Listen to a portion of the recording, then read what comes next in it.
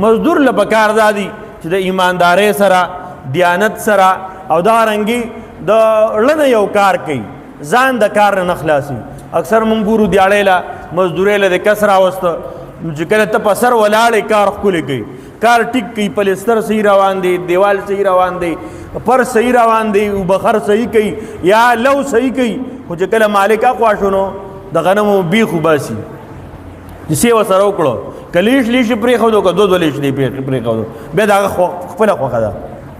دا زیاتی دی دا کامچوري ده دا ظلم دی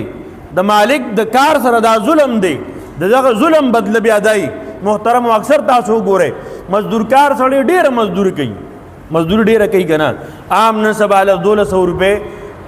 دا مزدوري د ورځې 150,000 روپۍ د میاشتې اجرت او تنخواه د جوړېږي خو پای کې برکت نه د هغې غټه وجه دا ده چې مالک په سر ولاړ د کار صحیح کوي یا که دی په دیاړۍ لګیا د کار صحیح کوي خو چې کله څه شي ټیکه شي بیا دې ځان خلاصي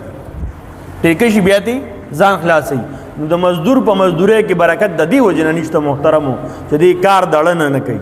چې کار کله د دړنه کولی او ایماندارۍ سره یې کولی دې کار ته خپل کار وي چې دا زما کار دی دې کې الله برکت اچوي د په رزق کې به الله برکت اچوي مزدورۍ کې به الله برکت اچوي او د کار به دې به بیا وزګار نه کینی او که نه دې کام چوری کوي نو مال کې هم برکت نه رزق کې هم برکت نه دغه پیسې چې په حرامه دې وګټلې په ظلم دې وګټلې د بل زړه دې پې خفه کړه د بل دې پې نقصان وکړه په الله قسم دا ستا په خیر په کار نه راځي دې وجې نه دې څو خبرو خیال وساتو نن د یوم مزدور دا ورځ وه 1 مئی دې وجې نه د مزدور په حق متعلق یو څو خبرې